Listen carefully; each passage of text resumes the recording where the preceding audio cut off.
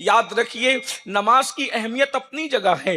اگر قرآن سے بات کریں تو نماز سے پہلے بھی کوئی حکم دیا گیا ہے. ذکر کی اہمیت اپنی جگہ ہے. ذکر سے پہلے بھی کسی چیز کا حکم دیا گیا ہے.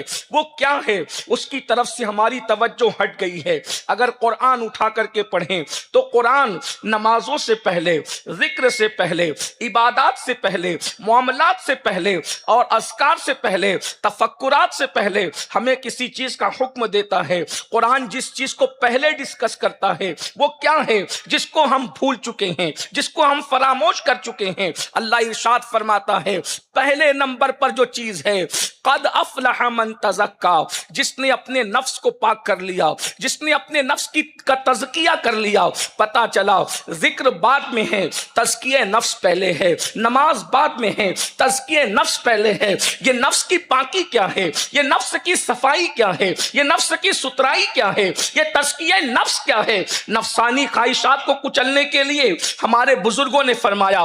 حضرت میمون ابن مہران فرماتے ہیں کوئی بندہ اس وقت تک کہ ہرگز متقی ہو ہی نہیں سکتا، عبادت کی لذت پا ہی نہیں سکتا جب تک نفسانی خواہشات کو ترک نہ کرے. ہم نماز بھی پڑھ رہے ہیں، نفسانی خواہشات میں گھرے ہوئے بھی ہیں، ہم ذکر بھی کر رہے ہیں، ہاتھوں میں تسبیحاں ہیں، تسبیحوں کا انکار نہیں، ذکر کی اہمیت کا انکار نہیں. آج کل نوجوانوں کے ہاتھوں میں تسبیح دیکھ کر ہمیں بڑی مسرت ہوتی ہے، بڑی خوشی ہوتی ہے. اللہ کا شکر ہے آج اللہ اکبر اس پرفتن دور کے اندر جبکہ موبائل کے اندر لوگ گندگیوں میں مبتلا ہیں، لوگ پاپ دیکھ رہے ہیں، لوگ جرائم دیکھ رہے ہیں، جب جوانوں کے ہاتھ میں تسبیحاں دیکھی جاتی ہے تو بڑی مسرت ہوتی ہے. لیکن میرے عزیز، میرے بھائی، ذکر سے پہلے نفس کا تزکیہ ہے، نفس کو پاک کرنا ہے، نفسانی خواہشات کو کچلنا ہے. ہم ذکر بھی کر رہے ہیں اور نفسانی خواہشات میں مبتلا بھی ہیں. یہ نفسانی خواہشات کو کچلنا اتنی بڑی عبادت ہے کہ یہ ساری عبادتوں پر فوقیت رکھتا ہے. نفسانی خواہشات کو کچلنا ہزاروں سال کی عبادتیں انسان کو اس مقام پر نہیں پہنچاتی جہاں نفسانی خواہشات کو ترک کرنا جس مقام پر پہنچاتا ہے.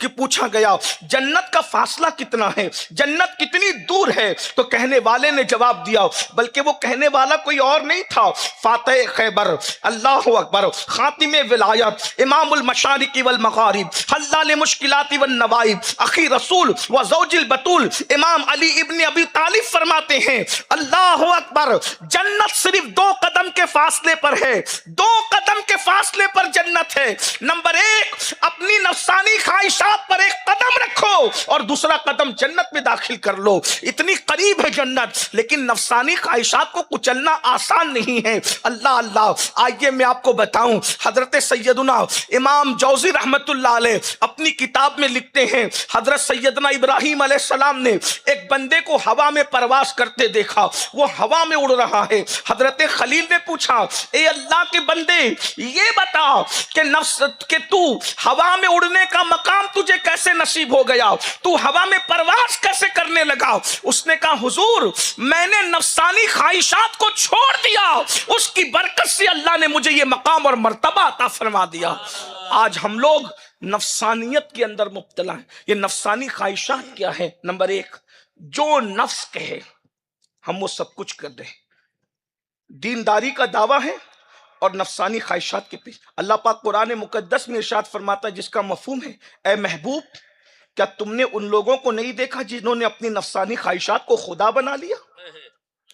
لوگوں نے اپنی خواہشات نفسانی کو خدا بنا لیا.